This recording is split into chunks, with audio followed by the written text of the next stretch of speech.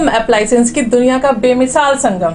हर खुशियों को लेंगे आप जीत, बस अपने जीवन में इस्तेमाल करें अजीत। यूपी विधानसभा चुनाव सभी पार्टी ब्राह्मण समाज को लुभाने का प्रयास कर रही हैं। विनीत कांत पराशर। अखिल भारतवर्षीय ब्राह्मण महासभा द्वारा पत्रकार वार्ता का आयोजन किया गया, जिसमें राष्ट्रीय प्रवक्ता पंडित विनीत कांत पराशर ने सभी पत्रकारों का अभिवादन किया।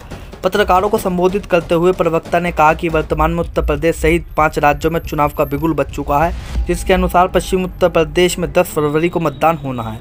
ऐसी स्थिति में सभी राजनीतिक दल अपने उम्मीदवार तय करने में लगे हैं। इस संबंध में आपके माध्यम से सभी पार्टियों को अपनी भावनाओं से अवगत कराना चाहते हैं। पत्रकार वार्ता को संबोधित करते हुए राष्ट्रीय अध्यक्ष पंडित BD शर्मा ने कहा कि ब्राह्मण एक जाति नहीं, एक संस्था है तथा ब्राह्मण हमेशा समाज को दिशा देने का काम करता रहा है।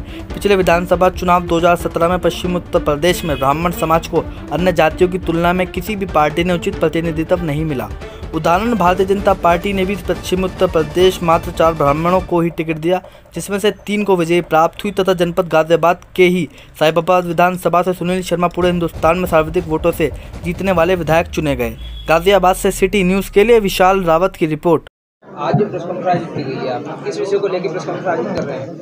आज का विषय जो है मात्र एक है, वो हम ये चाहते हैं कि ब्राह्मणों को भी जैसे समाज के आधार पे, जाति के आधार पे बंटवारा करके उनकी परसेंटेज बता के और जो है उन्हें टिकट वितरण किया जा रहा है, तो हम ये चाहते हैं कि ब्राह्मणों के साथ भी न्याय हो और हमारी जो परसेंटेज है, जो हमारा प्रतिनिधित्व वास्तव में होना चाहिए, वो प्रतिनिधित्व हमारा सभी पार्टियों से निवेदन है, हमारा किसी एक पार्टी से नहीं है, सबसे निवेदन है कि वो हमारे प्रतिनिधित्व जो है हमारा, वो हमारे रेशो के हिसाब से या हमारी जनसंख्या के आधार पे या हमारे उसका आधार पे वो हमें दें। केवल आज हमारा मतलब ये उद्देश्य है जी।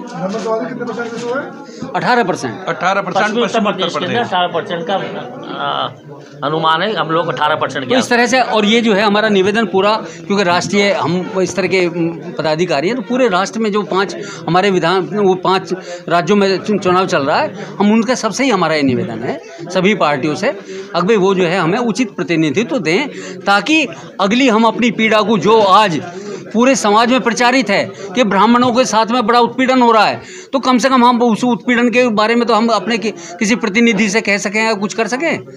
ये हमारा उद्देश्य है आज, मतलब मेन फोकस, क्योंकि चुनाव प्रक्रिया शुरू हो गई है, उस प्रक्रिया में जो है सीटों का बंटवारा किया जा रहा है, तो उसी संबंध में हमारी आज ये प्रेस कॉन्फ्रेंस है। वर्तमान में भारतीय जनता पार्टी में ब्राह्मणों को उत्पीड़न हो रहा है, मानते हैं? हम नहीं मानते, आप बता रहे हैं। मतलब सारे मीडिया में देखो आप, अखबारों में देखो आप, सब कह रहे हैं जगह जगह ब्राह्मणों का उत्पीड़न हो रहा है। हम भी मानते हैं, हम भी मानते हैं और हम ये भी मानते हैं कि इससे पहले जो गवर्नमेंट रही हैं दूसरी पार्टियों को, उनमें भी उत्पीड़न कम नहीं हुआ। ऐसा नहीं है कि भाई मान लिया अभी हो रहा है, पहले भी हमारे साथ ऐसे होता रहा है। कभी तो थानों में रिपोर्ट दर्ज नहीं होती थी, कभी SC/ST एक्ट में जो है फंसाया जाता था।